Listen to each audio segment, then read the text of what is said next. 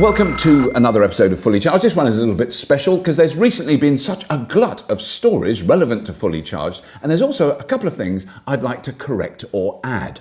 Now, first up, BMW have just announced that the recently reviewed on Fully Charged BMW i3 is getting a bit of a battery upgrade. They have managed to stuff more kilowatt hours in the same sized box. The current unit contains 22 kilowatt hours. The new higher density battery pack contains 33 kilowatt hours. This increases the all-electric range from around 80 miles to 114 miles a charge. Now, the new battery is slightly heavier because they've crammed more electricity into it, and electricity is really heavy. It's not because of that, it's because they've got denser packaging. That's what it's about. It's not really the electricity that's heavy. Please don't leave a comment about the weight of electricity. Oh, go on then. I know you want to. But the truly important aspect of this BMW announcement is that they will retrofit the new battery pack into your existing BMW i3. Yes, they'll retrofit it into your existing car. Nissan, hello? Can you hear me?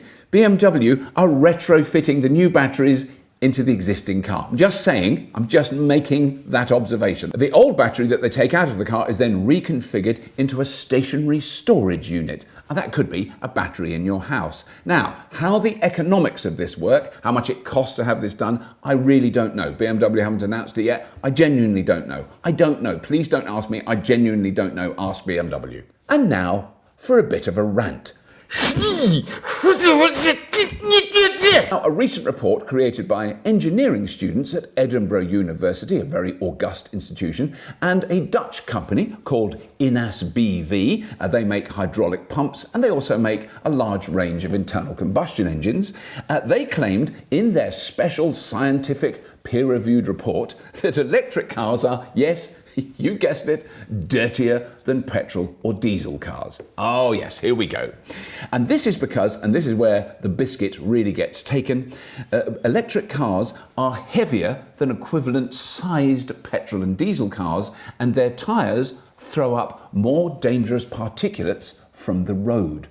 OMG. Yes, electric cars are a bit heavier than the equivalent sized petrol or diesel cars, but they're throwing up particulates that are left there by the petrol and diesel cars, particularly the diesel ones. But wait, yes, because some of those particulates come from tyres and brake wear. Yeah. There's dangerous particles that get torn off tyres as they're driven along the roads, and those lie on the roads, and then they get kicked up by heavy vehicles, like electric cars that are heavier than small petrol cars, but not heavier than SUVs or really big petrol cars or trucks or buses or really, really fat people on bicycles.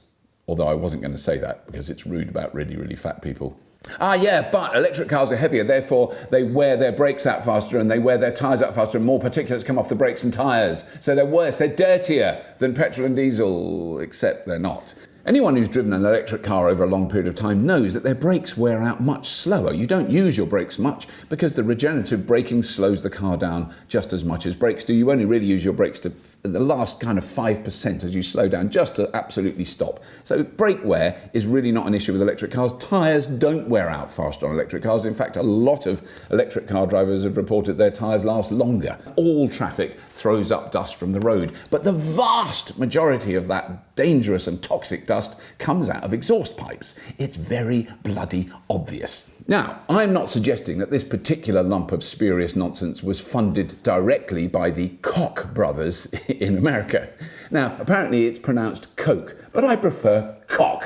I've just realised that if you cut out that particular section, so you just hear me saying, I prefer Koch, it could be very easily misconstrued. I prefer Koch. I'm happy about that. I'm secure in my sexuality. Moving on. But the Koch brothers have been very public recently, announcing that they have released a $10 million war chest to promote petroleum-based transportation and counter government legislation encouraging the uptake of electric vehicles. Way to go, Koch brothers. What a couple of... But I'll just say this, for large trucks, for heavy goods vehicles, for earth-moving equipment, at the moment there really isn't a viable alternative to a diesel engine. I mean, it is the best way, if you're going to use diesel, use it in those vehicles. But for the 11 million diesel cars on the roads of the UK, there really, truly are genuinely viable alternatives available now. It's not going to happen overnight, it's going to be a slow transition. But 11 million diesel cars is really a national disgrace. And I think we have to blame Gordon Brown in his insane dash for diesel 15 years ago, where he encouraged everyone to buy diesel cars. For the purposes of illustration, I will now adopt the character of an automotive industry lobbyist talking to Gordon Brown in Westminster about 15 years ago. Gordon, like diesel, it's like really clean, yeah, it's really good. It's got low CO2, it's low CO2. People like that low CO2 because of your global warming stuff and all that. So if you have diesel, yeah, diesel cars, it's lower CO2 and they're really clean. I mean, the new clean diesel, like what VW is making, that's really clean, Gordon, honest. It's going to be clean. Everyone will love you if you encourage the dash to diesel, because then we can really shift a lot of diesel units and it's brilliant, yeah, all right? It's good, it's clean, it's really clean, it's eco diesel. Think of it like green diesel, yeah. Especially VW, they've done a really good job. I mean, what comes out the back of that is like perfume. You can just make a kiddie breathe it and they're lovely, they love it. Believe me. And yes, he heard them say that, ladies and gentlemen, and he believed them. Now, the episode about Hinkley Point C, that garnered a great many comments, great fun to read. One of the most common being, the future is thorium. Marvellous. We all love thorium. So if I had a penny for every time I'd seen a comment that says hydrogen is the future or thorium is the future, then I wouldn't need to be running a Patreon campaign. Now, one alternative to a very expensive nuclear future is the rapidly emerging movement of community-owned renewable energy systems. Now, essentially, this movement started in Germany very soon after the Chernobyl accident in the late 1980s. That Chernobyl is in the Ukraine, by the way, in case you didn't know. It's not in Russia, it's in the Ukraine. Anyway, much of the renewable energy that's generated in Germany is owned by the community that's local to where the generating units are. The solar farms, the wind turbines, they're all owned by the villages and towns that are nearby. And this movement is now spreading out over the rest of Europe. Very big in Denmark, it's quite big in Holland and Belgium. Now it's happening in the village that I live in. Now I can't talk about this too much at the moment because I'm engaged in a BBC documentary about community-owned renewable energy.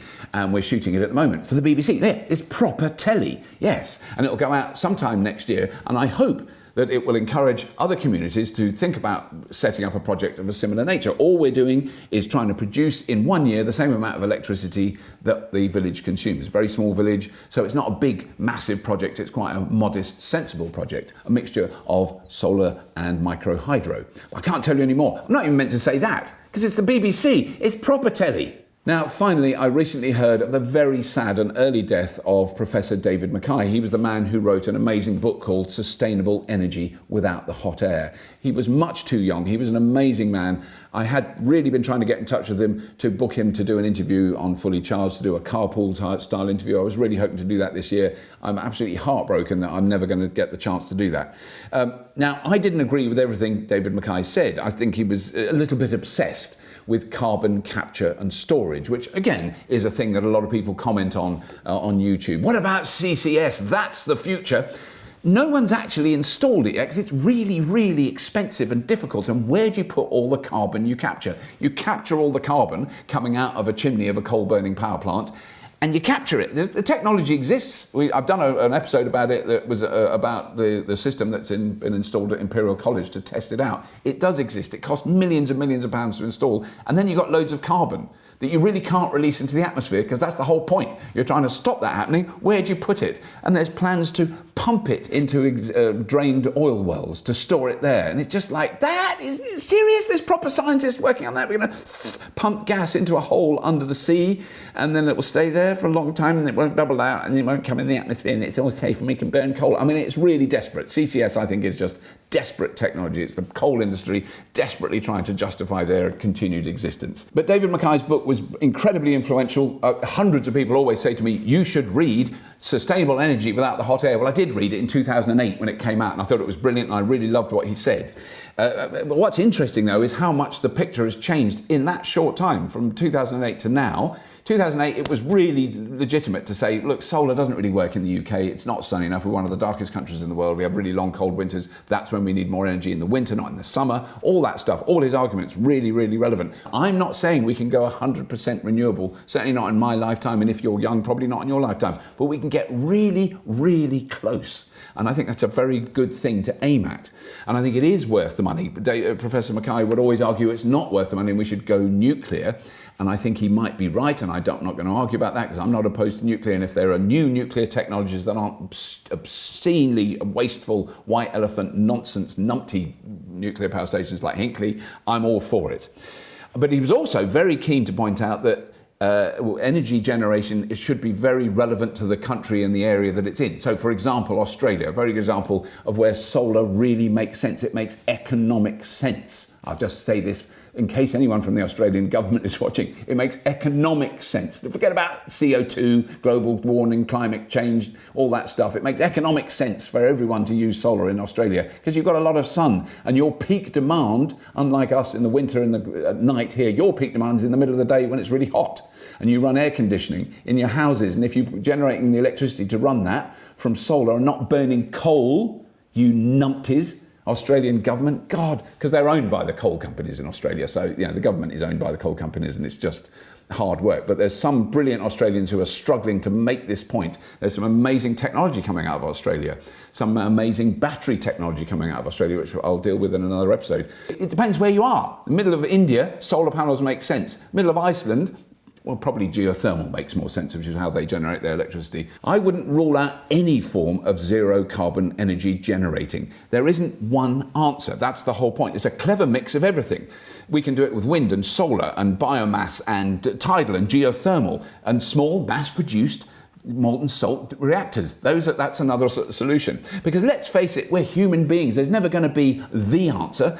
Thorium isn't the answer. No. Hydrogen isn't the answer. Wind isn't the answer. Solar isn't the answer. Electric cars aren't the answer. But piles and piles of little answers joined together cleverly might be the answer. That's how we like it. We're human beings. We like it nice and messy. Well, that's enough from me. I've been ranting too long now. The doctor's told me not more than 10 minutes. Otherwise, I've got to go and have a lie down. Thanks for watching. If you want to subscribe, please do subscribe. If you want to support the show on Patreon, I'd be very grateful. It's fantastic that we've got the support we've got already. And if you have been, thank you for watching.